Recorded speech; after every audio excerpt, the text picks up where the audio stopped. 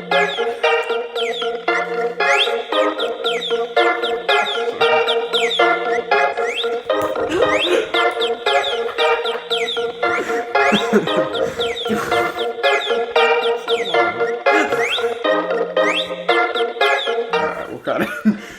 waiting for the bass to drop. Ladies and gentlemen, welcome to the Paige Campbell Show, episode 34. I believe it's 34. I always forget. We have two brand new guests today. Two of my very good friends. Two, yeah. I didn't know he'd never been on it before. No, he hasn't actually. We've talked about it forever, but making moves. To my right, ladies and gentlemen, very good friend of mine, Kenn Edwards. Hello, Paige Campbellites. What are They're your fans Paige-ophiles. Paige-ophiles? Yeah. They're PC users. Yeah. I'm a PC guy. Desktop man. And you heard him talking, ladies and gentlemen, Winston Hodges. Hello. Good to be here. Two of my very good friends that I've met through comedy. I've mentioned on the show that I do stand-up. Kenn actually is the very first person to put me on stage, which is cool. I did. Yeah. It was awesome. I mean, I remember us just being blown away by how young you were and how funny you were. We were all jealous of you.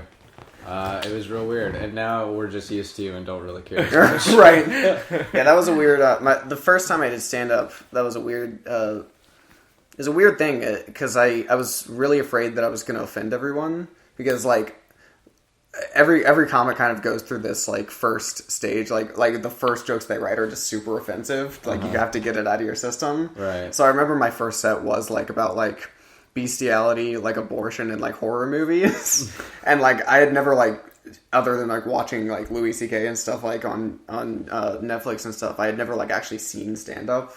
So I was really afraid I was going to offend everyone, and then I started watching, and like Tom like started doing something about like seeing his friend's dick or something, and I was like, all right, it'll be fine. I really thought Paige was getting ready to say when he says like it was really weird when I first did it, and I thought he was going to say like it was really weird when I first doing comedy because like I would tell a joke and it'd get a bunch of laughs, and then everyone else would tell a joke and it would bomb. It's just like it was just kind of weird, you know, coming into my own as a genius. It was really it's such a weird thing to do. Yeah, I definitely didn't think I would do as well as I did, but it happened. It happened. You know, what can you do with it? It was like, I was 18, brilliant. No, 17. You were 17 when you started. Yeah, I was 17. I hate you so much. I think that was the second open mic show at the Hotspot. It was. I think I got into it because my friend had gone to another show and seen the like lineup, and he saw comedy and knew I wanted to try it, and he told me, so I went to the second one.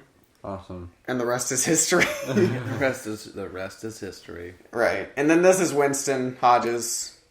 I haven't known you very long.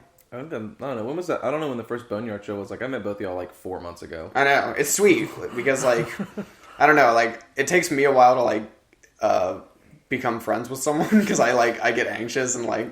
You're not good at it. Yeah, I'm like, terrible at it. You don't have a lot of experience exactly. in friends. Exactly.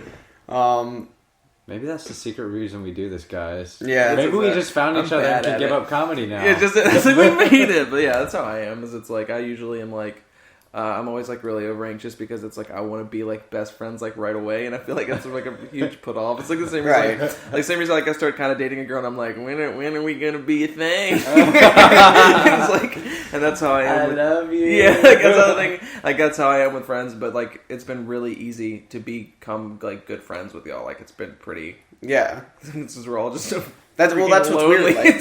Like, we've all three become like friends pretty quick. Yeah. But I feel like even like Kenn, like I liked him like since I met him, but I feel like even 4 months in I wasn't like hanging out with him as much as I hang out with you. So that's true. Yeah. I don't know. I don't know. It's just us geniuses have to stick together. I feel like so ridiculous. Like right. Because in case anyone didn't know, like Paige Campbell kind of has a reputation in the scene as being a genius. Like it's kind of like gosh. We were doing a show at Fellini's, and another comic in the scene, Trevor Stewart, was hosting it, and me and another comic named Winston were there, and Paige is like telling like jokes, and then Trevor like gets up to it like. He's getting ready to... Was it after he got off stage or right before he introduced you? I think it was before, because I wasn't telling jokes before I got true. off stage. He literally, like, I didn't know if it was something he said, like, as he was, like you had gotten off stage, and he was like, I think it was before, because then it was funny because he built up this whole thing. He was like, this guy's a genius. He's so young. He's so funny. And then he forgot to say my name. And I was like, thanks for saying my name. And he told the other Winston and I to cover our ears. Yeah. And as soon as we did it, like, we heard him be like, he's the funniest guy in the scene. Yeah. Just like... I think I've heard him use the word prodigy like 3 or 4 times. Oh my gosh. And it's so weird because I don't feel Wunderkind. any of that about myself at all. It's just funny. I get that. Like, I always, when hosting the Hotspot show, tried to be as honest as possible, but as positive as possible, and as diplomatic as possible all at the same time. Yeah. Like, this show is good. You're here at this show. All these people are good, okay? Yeah. Like Right. Paige he's great, but I'm not going to be like, he's way better than the rest of the people you're going to see right after him. You can't do that at all when you're hosting. So I talked about kind of my first set. I want to get you guys' first experiences doing stand-up. Okay. So we can start with you, Ken. Okay, I think it was the month before I turned 25. I always think about it as starting when I was 25, but I guess I was 24 technically. But I wish I had a recording of it. My cousin said he recorded it that night, and I've texted him randomly, like when I was drinking and like putting together like shit on my computer, like filing all of my old stand-up shit. I've been like, yo, send me that set you said you recorded like 2 years ago. Never get a response or whatever.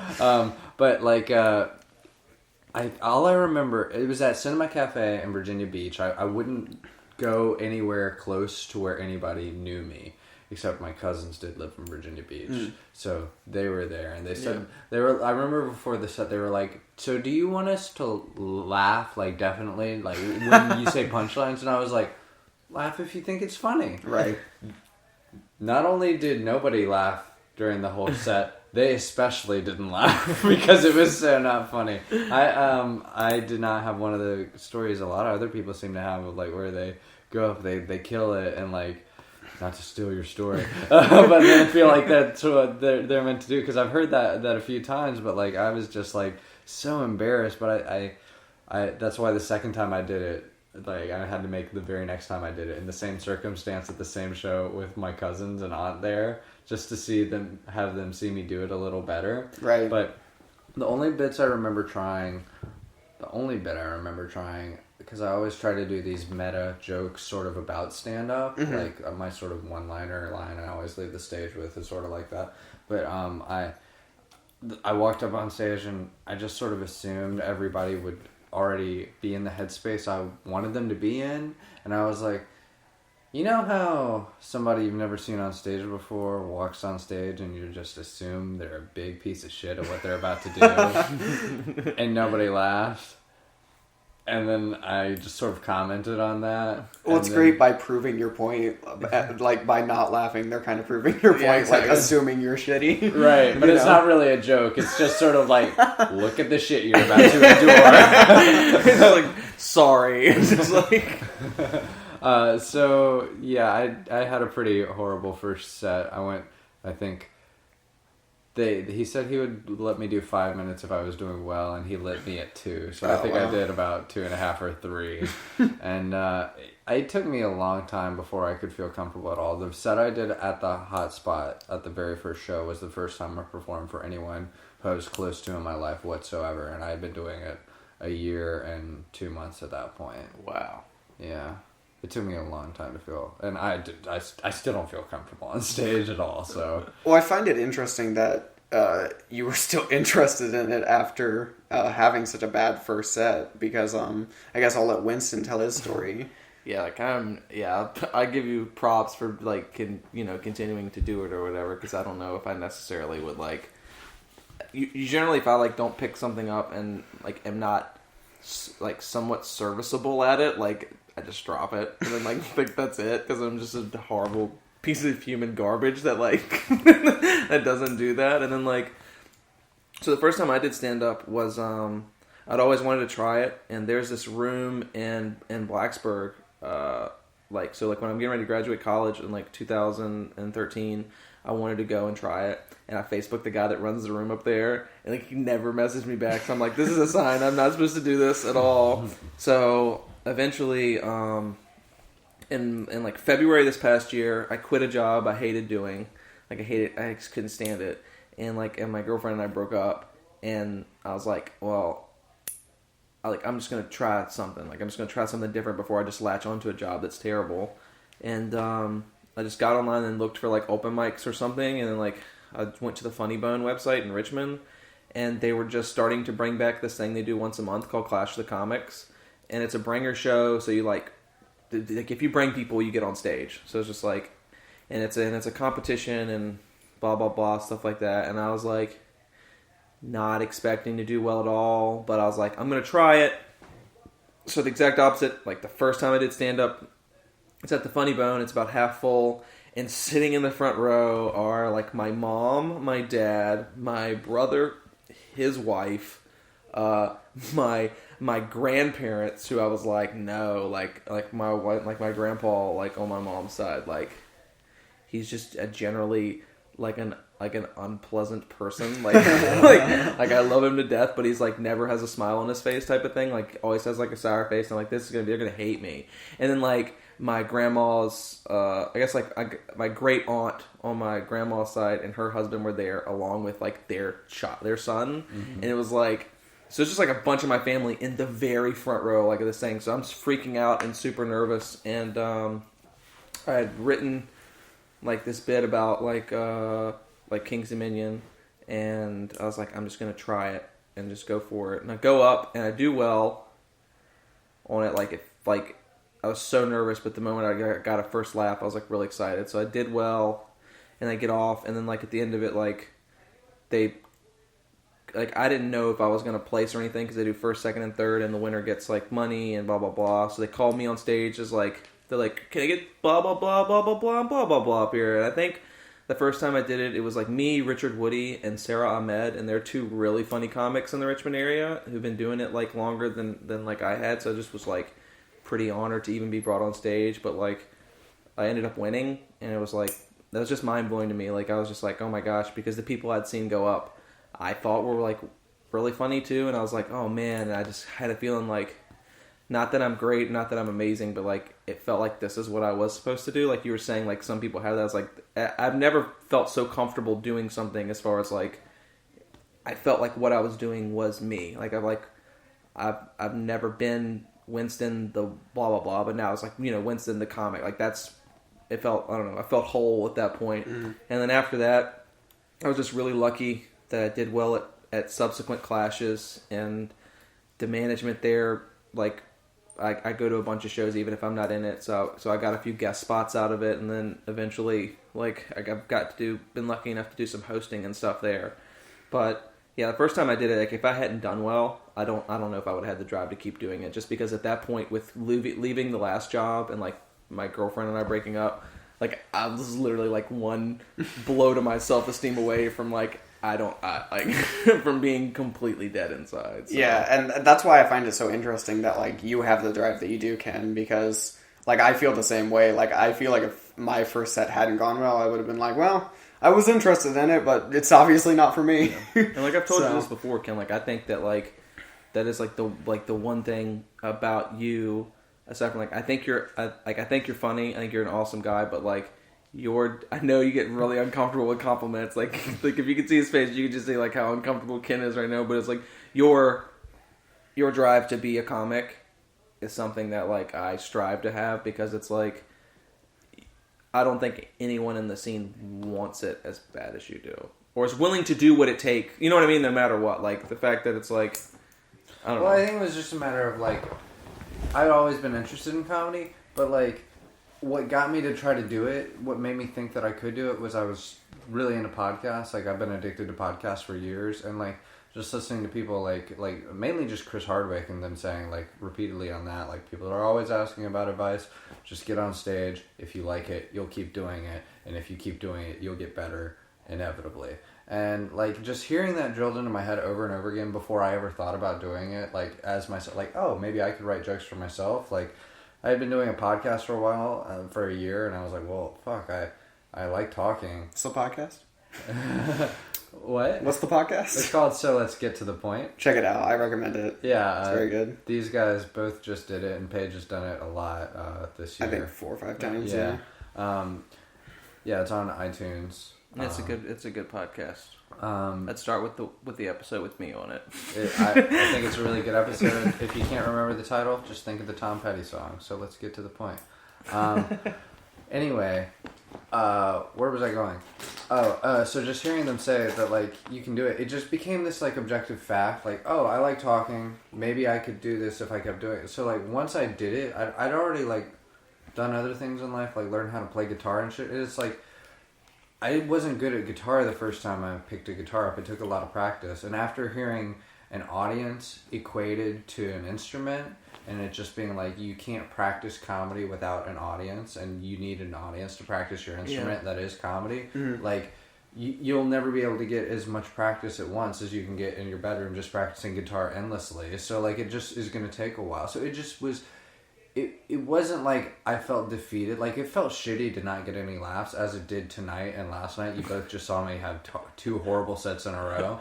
But, like, it was just already drilled into me that, like, that's nothing. Like, there will be better circumstances, and you'll have learned from it. So, like, it didn't seem impossible going into it in the first place. I'd already approached it from a macro point of view. Mm-hmm. And I guess I just, like, didn't, like, and I've heard, like, because I'll watch interviews with comics and I'll hear that same thing, but then I'm just like, it still just, like, absolutely, like, terrified me, and, like, I just didn't know if I'd have it, because it's like I took piano lessons for a long time, and I hated every minute. Like, I now don't know how to play the piano. Like, especially, like, my brother's, like, my brother, in my opinion, is, like, a world-class musician. Like, he's in a band that tours, like, all over the country and shit, and it's, like, and he's so good at playing an instrument. That's awesome. And it's like, and I know that it took a ton of work, and he wasn't great when he picked it up. But what's he play? He plays guitar, but he can play piano, mandolin. What band? They're called Avers. Like, and it's got, like, have you ever heard of the Head and the Heart? Yeah. Like, the drummer from the Head and the Heart is in this band, along with, like, my brother and, like, 4 other people from pretty popular Richmond bands. Like, there's James Mason, who's from the Mason Brothers. And there's Adrian and Alex, who were in Hypercolor, which is, like, another Richmond band. My brother was in Farm Vegas. And there's Charlie, who was in the Trillions. And then Tyler, who's in the Head and the Heart. Head and the Heart's big. Yeah. And it's I've like, seen them.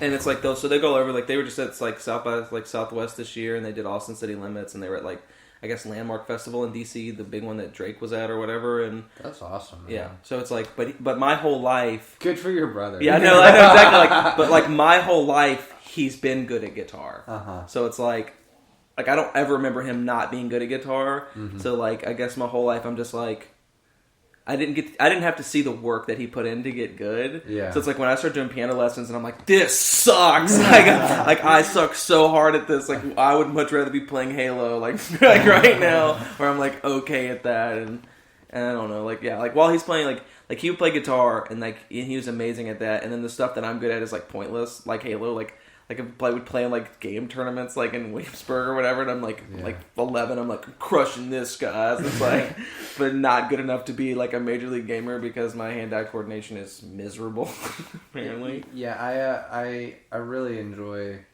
video games to a point, but I get really upset with myself when, like, it feels like a betrayal whenever I latch on to that emotion that is, like, getting more accomplishments in this game is like an accomplishment in life. That's when I'm like, I need to step away. Yeah, like more points does not equal better life. Like, yeah, but it's like if life was like a game, I would just be like, I think I'm treating life like I do most video games, which is just like I'm just trying to beat it. Like, I'm not trying to 100% it, and I probably should like try to get all the accomplishments in my actual life, but I'm just like, no, we're gonna play this shit on easy and just see what the ending is, and then see where it goes. You gotta have a great credit score. Yeah, exactly. It's like, guys, so I'm set to this super easy mode right now. So many headshots. It's like, really, life's easy, guys. Like, no, not at all. Like, that's pretty hard. Yeah. I just I get what you're saying, and like we've all had bad shows since. But yeah, like, I feel like if I didn't do well the very first time, like, I definitely wouldn't probably be doing comedy now. Yeah. But, like, don't you still now, like, after a bad set, you have that feeling of just like, oh, I need to make up for that. Yeah, for sure. Like, that would have been there that night, too. Yeah. But I think with, like, the fact that I did, like, a good show, and then, like, if the next one was bad, because, like, after the first like Clash that I did, I had some good shows, but then like I did have bad shows after that, or shows where I wasn't super happy, and I always felt this need to like. I've always had this weird scene, like this weird feeling that like with the Richmond scene, just because like I came in and like did well the first time I did it, that like I just had this weird thing in the back of my head that everybody didn't like me, and they're like looking at me to like really screw up. So I would just be like really nervous, like oh, I gotta write something new and like try to be funny and try to do this because I want everybody to like me because I respect and think these guys are so funny. Yeah, I think we all have that. Yeah. Do you have that? Oh, for sure. Yeah, like it's weird because it's like I don't know. Like I was like I just want everyone to like me. Like I just like want the other people to respect me because I respect them. And I just felt like really nervous and like weird about that. But like having a bad show after I've had that first good show, like I'm not an amazing comic. I'm not like a great comic, but like objectively, the fact that I have made people laugh on stage, like I'm at least kind of funny. So like when you have like a horrible set, as bad as it makes me feel, and I want to make up for it, I at least have that in the back of my mind where I'm like I know I'm funny. Like I know I can do better than this. Whereas if I had done poorly the first time, I wouldn't have that frame of reference where it's like I know I can be funny because I'm just like nope, can't do it. It's another thing that I'm just gonna chalk in the old bag of shit that I'm not good at all. Just but all that's just feelings, man. Feelings are subjective.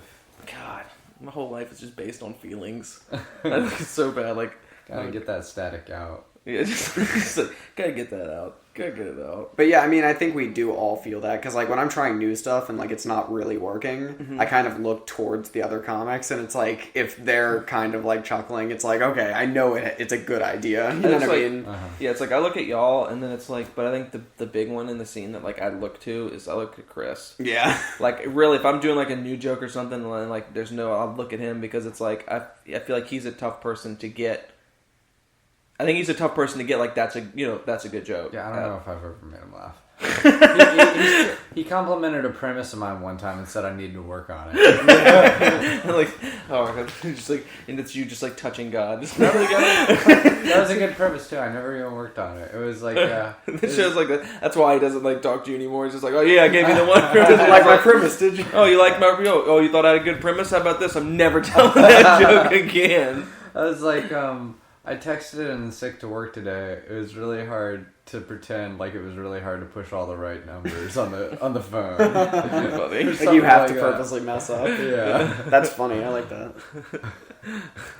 Yeah, so I wanted to talk about Kenn's been doing it the longest here. I wanted to talk about the worst shows we've ever done.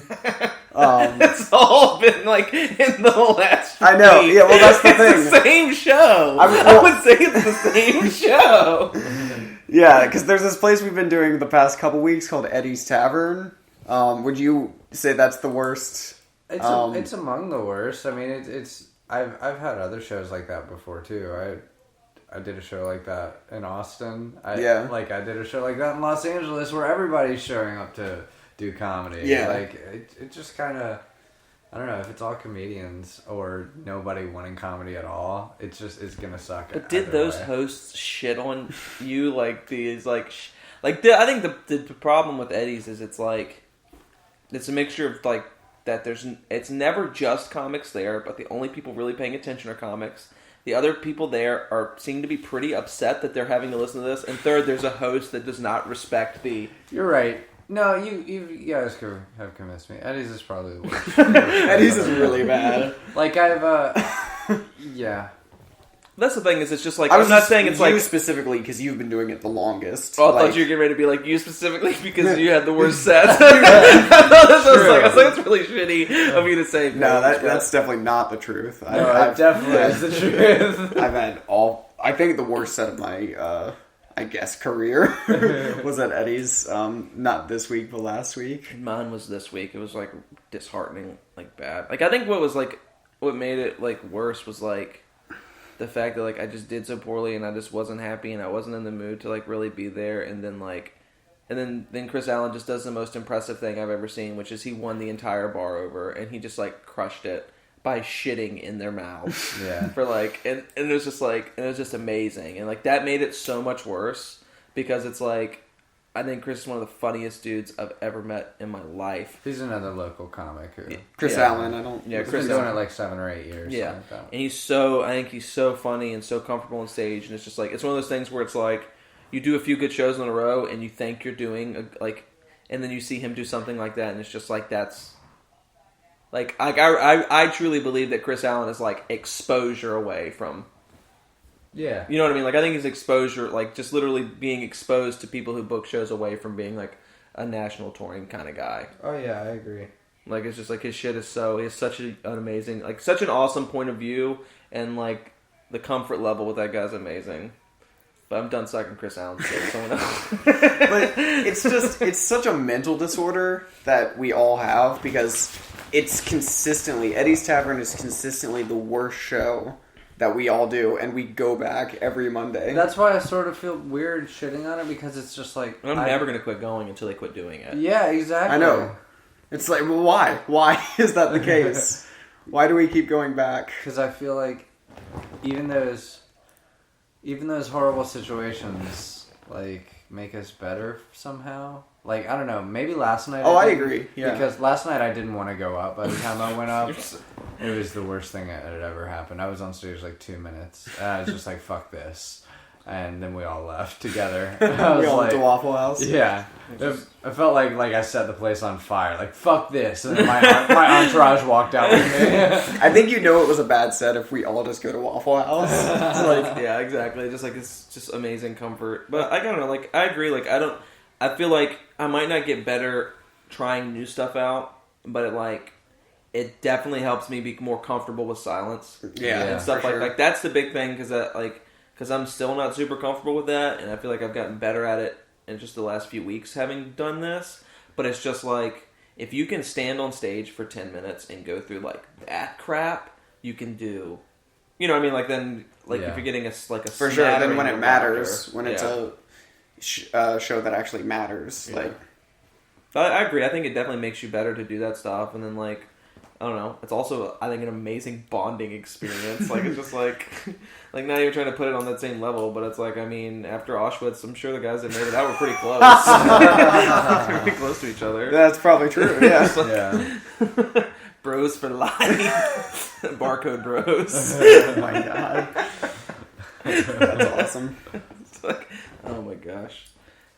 It does seem crazy, though. You're right. It's insane, like that. We just keep going back. I don't really know what it is in us. Or like we're doing it around here in general, and like this. I mean, I don't mean to second guess it or sound crazy, but I mean, it's always happening in my mind. It's like we're using all this gas money to go all these nowhere places all over Virginia where nobody cares what we're talking about. It's like, what are we doing? Yeah, I know.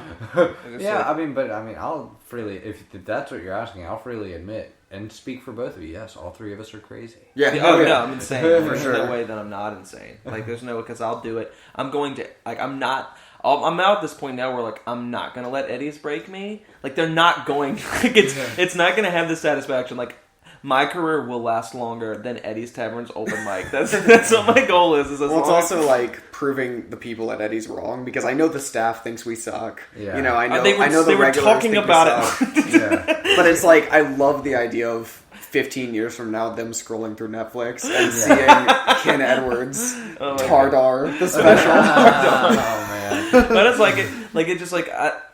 part of me is like at the point, because like when we're sitting at the bar last night, and it's like the guy who ends up hosting it, the Bardar, he's like talking to like the girl who's behind the bar as the host, and he's like, are any of these guys funny? And she's just like, not really. And she's been there like every week, and he's like, okay, well, I can't wait to see this shit. And then part of me is just like, at that point, I'm just like, I don't care if you guys hate me, I'm gonna make you listen to me. Like, I'm gonna ruin your life. Like, you're gonna have to listen to this shit. I'm a thing you're gonna have to endure. You think you hated that joke? Well, how about this one? Yeah, exactly. It's like, everyone who works at bars sucks, right? Am I right, guys? That's what people that work at bars. The only thing sadder than someone performing at an open mic is someone like hosting shitty open mics. It's like, your life's worse. Your life's worse than mine. Well, that's what's so bizarre about like Eddie's in particular is like I've been to some crappy shows, but it's like it's always like the staff cares and like the freaking like host cares, but Eddie's is just like, it's such a shit show.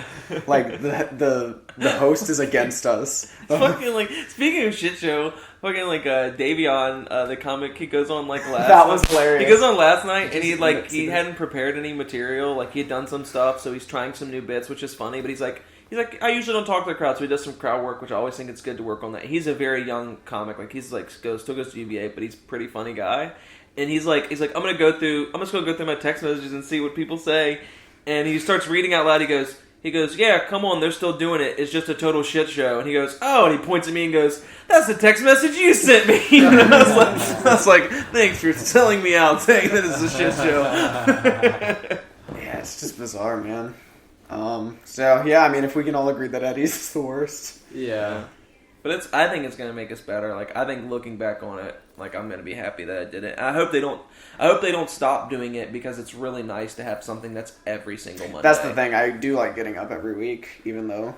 But don't you feel like if we're this crazy, then like the bar manager who says this thing that bums everybody in the bar out for 45 minutes, I'm going to let it happen week after week. Yeah, that's true. If he says that, he's crazy too. Yeah, exactly. Well, it was a weird situation, because the very first one was like a Great. dude. It was a dude from UVA that like wanted to try comedy, and so he like orchestrated an open mic for himself, pretty much.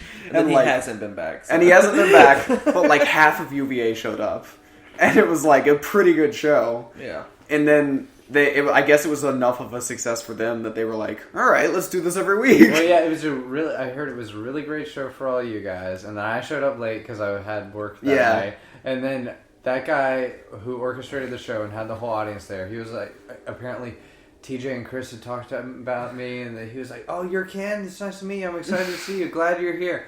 And then after he said that, he went up, like interrupted the flow of the night, he was like, okay, now I'm going to go. Everybody laughed at everything he said. Set up, didn't matter if there were jokes or anything. Not that his jokes weren't funny. I'm just saying they laughed at every bit of it. They laughed at the parts of that weren't supposed to be funny. They just laughed. Yeah. And then after his set, he got huge thunderous applause.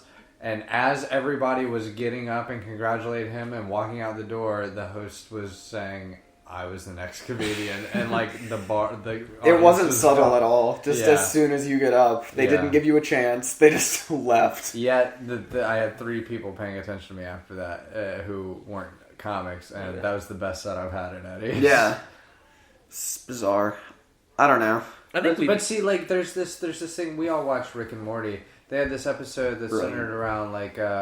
All these fake aliens that planted memories in your mind, and like you knew they weren't real if you had no bad memories on them.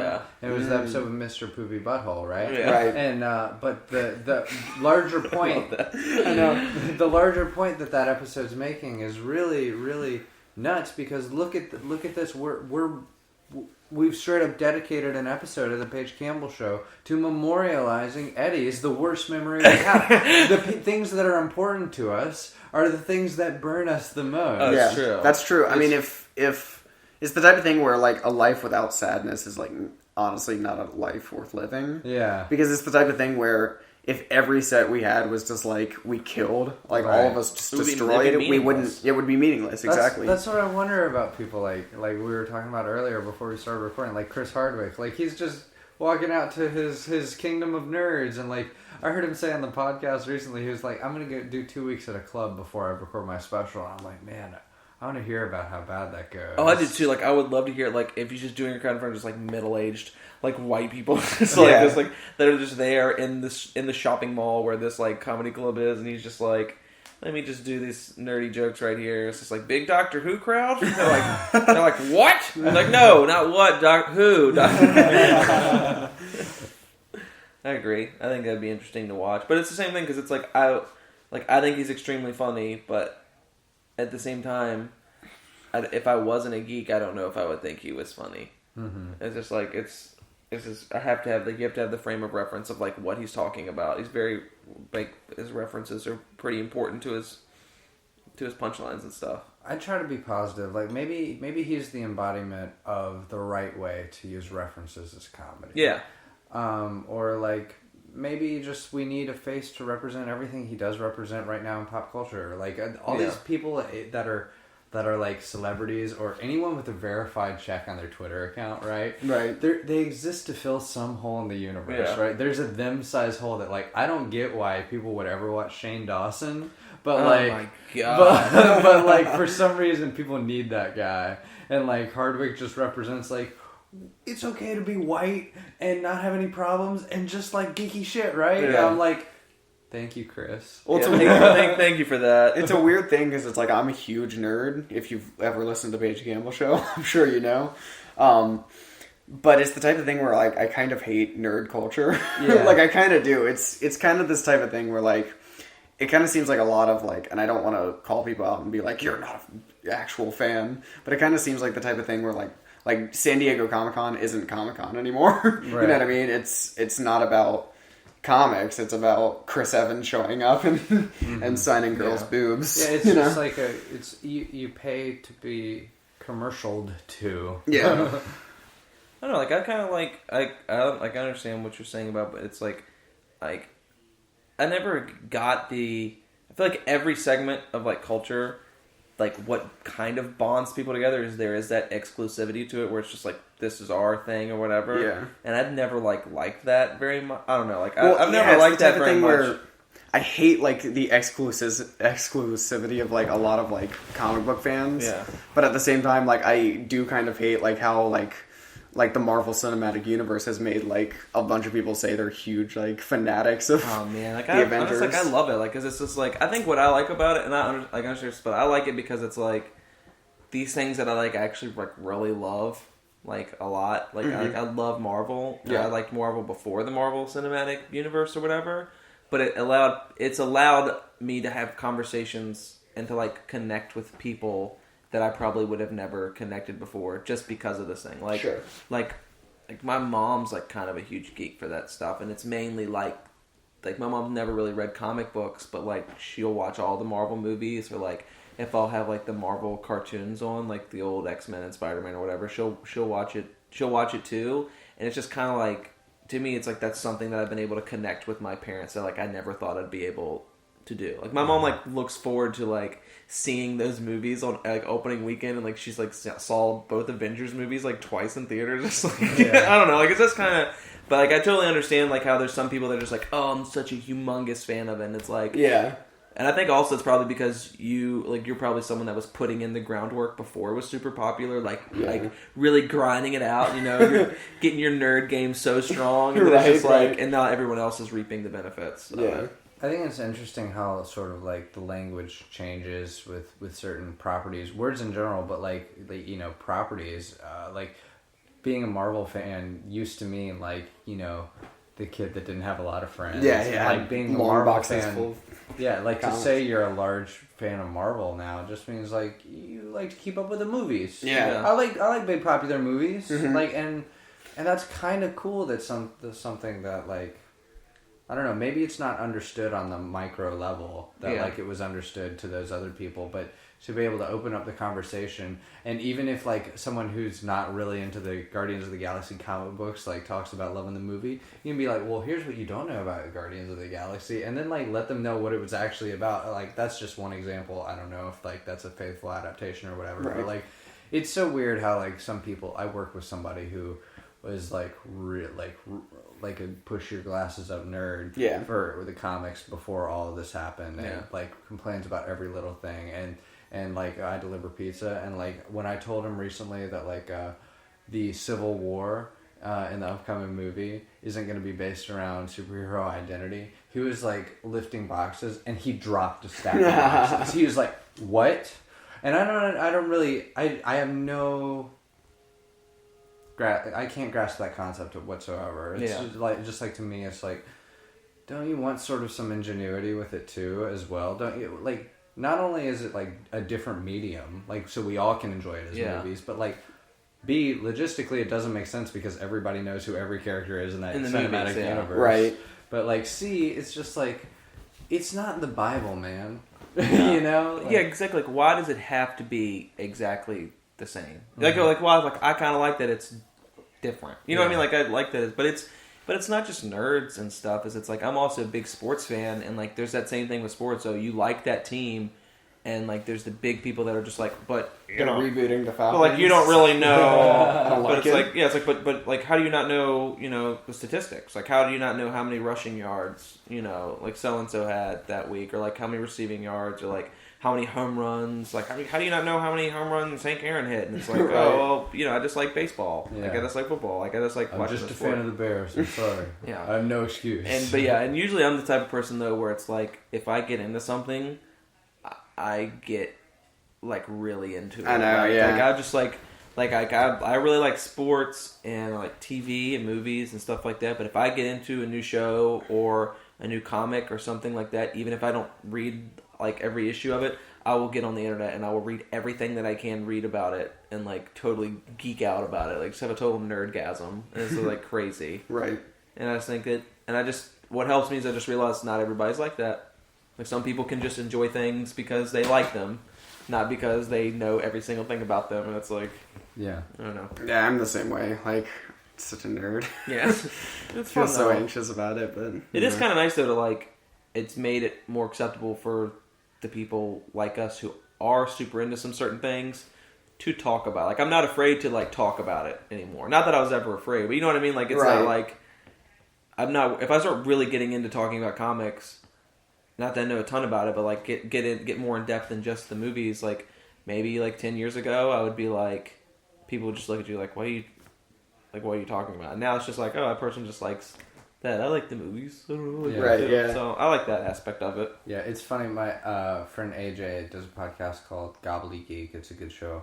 So I'm gonna plug that for him. check it out. But yeah, he's always having that conflict on the show. Like he realizes like he's complaining about nerd culture, yet his show is called Gobbledygook, and he's producing and talking on a podcast that makes geeky shit more palatable Yeah. to other people who don't take the time to dig into the minutiae. I'm So in it's the like exact a same place, contradiction yeah. within itself. Yeah, I'm in the exact same place. It's like, I kind of hate nerd culture, but I'm also like the biggest proponent of it. Yeah, like Yeah. don't you like I think one of my favorite things about getting into something isn't so much like I don't really like anime that much, but like there's certain anime I really like. Like I really like Cowboy Bebop. Like I like Cowboy Bebop like a lot. It's good. Yeah, but like when I find something like that I like that I don't think a lot of people like know about, I want to tell people about it. Like I want people that like I'm like like if you hadn't seen Cowboy Bebop, I would be like,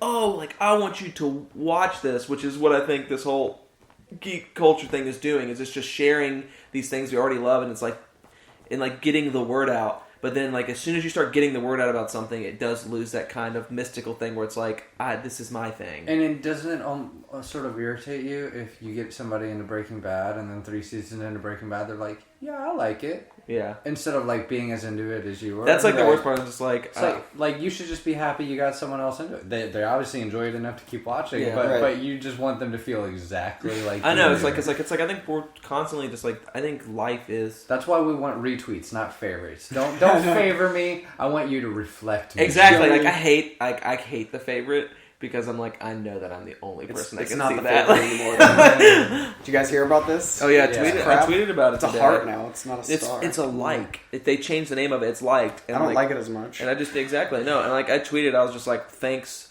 Twitter, like for the final blow to my self esteem, like that you turned the favorite into a like you made like you suck. Yeah. But I don't know. It does on just a word usage level make a little more sense. Yeah. Like just to be able to search through stuff because like if I were saying favorite, I have a lot of Yeah, it's like favorite you tweets. can't have 500 favorite things. Yeah, exactly. See, I think you can't. I don't know. Like I can? think you can. Like on Community, Abed has like a really like great quote. It's like my mantra for my life is just like it's the episode where they're like if you watch Community, I Ken? fucking love Community. Okay, you know the episode where they're like doing the Except like, season 4. the gas leak season. It's like it's the episode where they're doing the Christmas like sing along thing or whatever, and like Abed's trying to get everyone to do it, and he's talking to like Troy, and he's just like, oh, I guess I just like liking things, and I do like I like liking things so much that it's like I know that I talk about stuff like, I love this is my favorite thing ever, but I've got like 500 favorite TV Favorite shows things, and 500 favorite like things. But It's like, then it's just like I was saying with the changing of the word, like Marvel. Then the word favorite just means it doesn't mean my favorite anymore. We're gonna have to come up with a new word for favorite. Yeah, there's so much like reduction of language. Like hate gets thrown around a lot, but like hate literally means like you want to kill something. Like that's literally what the word means. Eviscerate just means that somebody talked bad about it on TV. Yeah, yeah, that's true. But it's weird because there's like words that are just like. You hear like someone talk about like, oh, he decimated the opponent. Yeah. And like the term decimate means reduce by 10%. Like, like that's not bad at all. It's like, oh my gosh, I got decimated. Like, yeah, he only beat me by 10%. It's not that bad. Like, there's a great David Cross bit where he talks about how he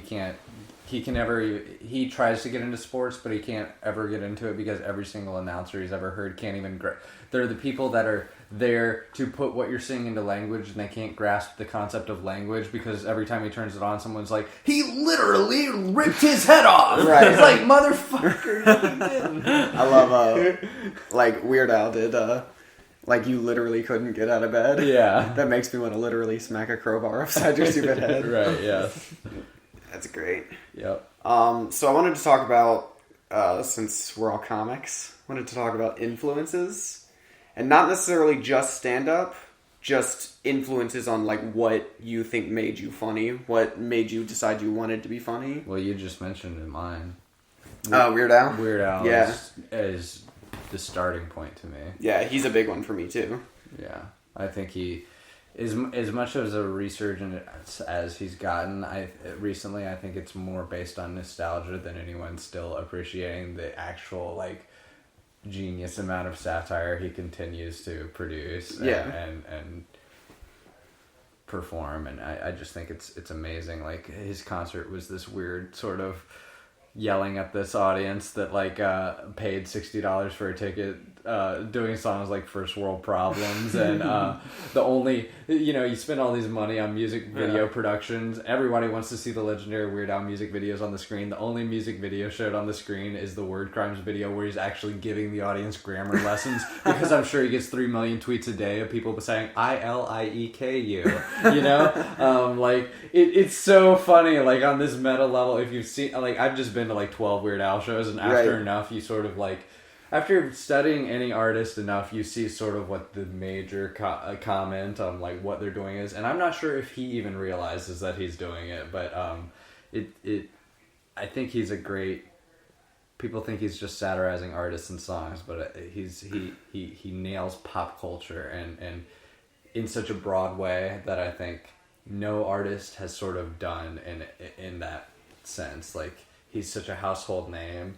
And like he just evokes a sense of like comedy, to everything he's associated with. You can put him on any show, or skit comedically. He's in tons of internet videos now, and like people just understand what he represents. And, like, that's the starting point for me. So it's like it's a very broad and like popular answer, I think, but that's still like where I hopped on board from like age 4.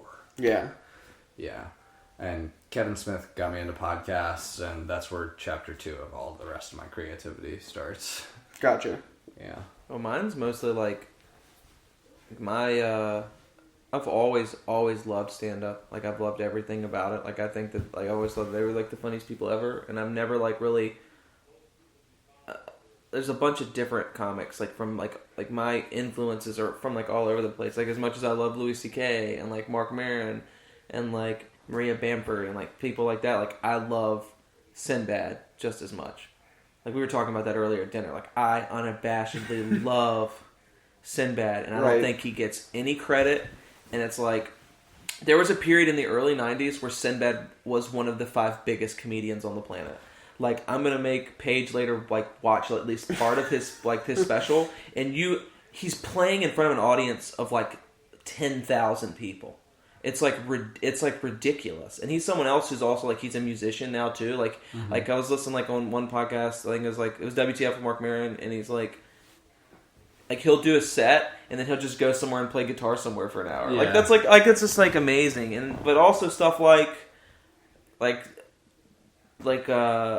film and television. just in general. Like, it doesn't just have to be comedy shows. Like, some of my favorite directors have made an influence on me. Just like, I think that film is like this amazing way of just like every frame is like if a picture is 1,000 words, like how many words is a movie? You know what I mean? Like, that's the thing, is like, if one picture is 1,000 words, then this hour and a half long movie is like 1 billion words, right? Yeah. Expressing all these things, and just like I just love that. And then probably the biggest comedic influence outside of just every type of different stand-up, whether it's an urban comic or like super popular someone or someone who's underground, indie, and stuff like that, it's got to be like animated sitcoms. Just like anything. So like Adult Swim, The Simpsons, and like everything. Like, I'm so passionate about that. Like, I could watch. It's my favorite thing. It is literally like my favorite thing to talk about. And I'm using the word favorite literally this time. Like, and literally. My favorite. I'm literally saying favorite literally the right way. It's like that is probably one of my favorite things to talk about and to share with someone. It's because it's like, whether it's the shows that were on for like one season that nobody saw that got picked up by Adult Swim, or it's something has been on forever, like The Simpsons. It's just like, I think that there's so much you can do with the art form, like, of just like animation, just through animation. It's just mind blowing. You can go anywhere and anywhere, anytime, like anything, and it's just like. I think that's sort of the point of those, like, when Rick and Morty do those DVR, not DVR, but the cable box from those are my favorite episodes. It's sort of just to illustrate that, like, hey, we can do anything with illustration. But now I kind of wanted to just steal your answer. I mean, it's just so broadly, like yeah, I fucking love like comedy and like I love art so much. Like, it's all I think about. Like, most people, I do too. Most dudes in the world are driven by sex, and I'm just like. And I'm driven by getting sex through art. Yeah, that's a brilliant quote. Like, that's what it is. Like, that's what my whole life is like, I want to like get laid from doing art. Like, that's what I want, because I know I'm never gonna be like even though I played sports in high school, I'm not a world class athlete. Like, I don't have a ton of game, but if I can express myself in a way that I think speaks to someone enough that they're willing to be physically intimate with me, I have done my job. Like, that's like what it is. Yeah. If I had to pinpoint, like, make a collage, or like all the artists, like, to put in a blender to create me, it'd be like Weird Al, Kevin Smith, Pete Holmes. Love Pete Holmes. Pete Holmes is great. Green Day. Yeah. Aerosmith. And then the comedians, it's so difficult because there's so many. So many great ones, man. Yeah, I mean, going back as far as I can, like, it'd be like Hedberg and Carlin's the starting point. Yeah. He's the first comic I love. I mean, I always say that, like, he taught me how to think.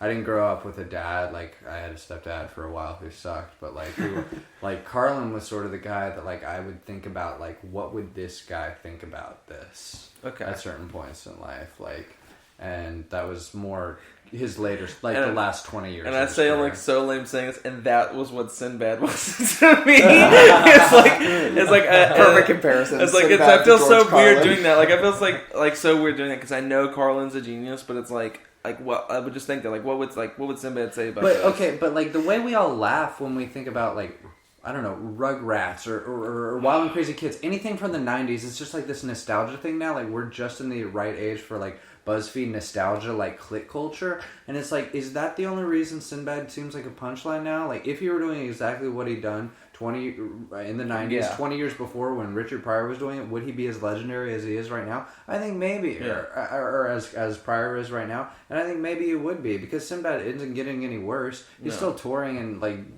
he's not getting any worse at the craft. No, it's like he's like still crushing it, and just like it's just I don't know. Like, I think that was like, since I grew up in like a really like Christian religious household, and like we talked about that on like Kenn's podcast, like me being someone that's like a believer or whatever. Like, I grew up in this family where like I was allowed to watch comedy and stuff like that, but I was allowed to watch certain things at appropriate ages. So it's so like when I got really into comedy, I was like 9, maybe like 8 or 9. So the people that I was super into were Sinbad. There's this Christian comedian named Mark Lowry, who for like 5 years I thought was like the funniest guy ever, because it's just literally it's just so weird. Like, but growing up in that and then being exposed to the other stuff, is I realized that, like, just because someone talks about Christianity in comedy, or Sinbad and his like nine. It doesn't mean they're not great at what they do. Right. It's just like a different. I feel like right now the kids at that age, like Jim Gaffigan's the comic. That, like, every kid's gonna. And he's amazing, and like Jim Gaffigan's amazing fantastic. too. Yeah. But I guess that's how I feel. It's just like I like liking things, so it's nice to have all these different. You know what I mean? Because you hear some. Like you'll hear some people talk about, like, oh, what's your influences? And they'll have a very specific, like, oh, I saw this person, that's it.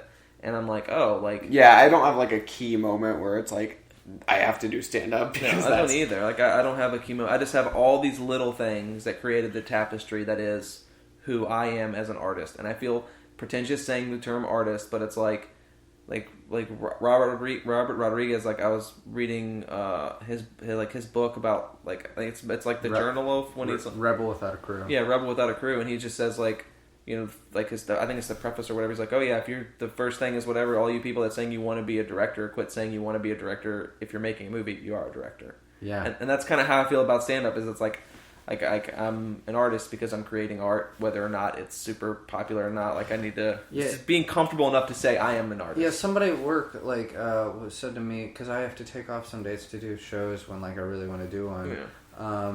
Somebody at work was like, so how long do you think it'll be until like you like made it? Like how long does this take, like doing comedy? Because I've said before how I need practice and that's why I need to do shows and shit. And my reaction to that was sort of like I had to brush off the feeling sort of offended. Yeah. Because like I understand what he means, especially somebody who doesn't go to comedy shows and has no concept of the whole thing. Like, but I sort of just felt like what I wanted to say was like, man, I'm using my money I make at this job to drive to free shows to spread my thoughts to other people for free who don't have to pay. I'm creating my own stuff that I'm releasing independently of that. I'm an artist, motherfucker. I've made it. That's the thing. It's like, but also, there's nothing more humble than that. You know what I mean? Yeah, but also think of the term like, when have you made it? And it's like, well, what it are you talking about? If it is art, I made it the first day I did it. Yeah, like, I have made it, and because then that's what I try to think of it in terms of like not like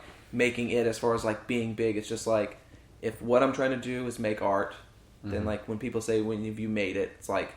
I made art from the beginning, man. Yeah. So I made it from day one. So, yeah. I don't know. And I also feel like in terms of like where like you want to get as a comedian, you'll never like as an artist, you'll never make it. You know what I mean? Because it's like you always want to be bigger. You know what I mean? Not in terms of money, just like you always want to be reaching a bigger audience. You know what I mean? I think every comic wants to be Coca-Cola. He wants to be the most recognized brand in the world, or like the Nike swoosh. I would love to be the Nike swoosh. But I mean, it's like Louis C.K. says, as soon as you get that, it's only downhill from there, and then you're going to be disappointed in yourself. And like, I bet right now, Louis C.K. and Aziz Ansari, who both sold out fucking Madison Square Garden this year, don't feel like they've made it. Like, there's still something else they need to be doing. Right. Which is crazy. Also, I should just say, and we talked about this on the episode of my show that you guys were on, but Lost. That's the other huge influence. Lost is the influence? Yeah. It's not a huge influence, it's the influence. Yeah. It made me. I am Jacob. You once were lost. Now you're found. I definitely think that like because in that podcast you talk about how important it was to you and how obsessed you got with it, and I feel like that is like what an influence is something that like at a point in our life we were obsessed about. You know what I mean? Like everything that's been important to me. The best word I could think of to describe how I got with it was like obsessed. Yeah. Like I told you, I've seen Sinbad special Afros and Bell Bottoms like 80 times. Like I was obsessed with it as a child. Like I would watch it, and we used to have it on VHS, and I finally got it on DVD like a few years ago. But we would watch it, and then I would just hit rewind and rewatch it. I feel like nobody's gonna get that anymore because with the digital age, like there's so much stuff I love that's come out in the last decade that I've only seen once. Yeah. And I don't know if I'll ever see it again because there's so much more content nowadays. Yeah. I mean, and there's so many more creators. I mean, there's thousands of me out there, of us doing these independent podcasts. Yeah. Like, and I want to listen to so many of them that I already won't get the chance to, and there's going to be so many more that get better at it as time goes on. And if I listen to them, that's going to be less time that I spend getting better at mine. Yeah. It's a constant, like, weird creativity bubble that you need to, like You need to take in the right amount in order to put out the right amount. Yeah, it's like we're in this. Like I feel like I'm in this weird transition phase where like the first 24 years of my life I was consumer, and it's like it's very difficult to still do that level of consumption of pop culture and everything, and still produce things. Yeah, because it's like that's probably the biggest thing for me as far as like I try to write a lot. But the biggest thing that gets in the way of me writing more jokes is like, oh my gosh, I want to see this person's special. Exactly. Like, oh my gosh, I want to watch every episode of this TV show again. Like, I just love it so much. The question becomes, what are you willing to give up to have what you really want? So, what is your favorite show on TV airing right now? Ooh, Simpsons. Ah, wow. Just pick one. Probably It's Always Sunny. Not anymore. You're writing jokes when that's on. Yeah, I know. Right. Oh my gosh. I like it. Well, ladies and gentlemen, that's been the Paige Campbell Show, episode 34.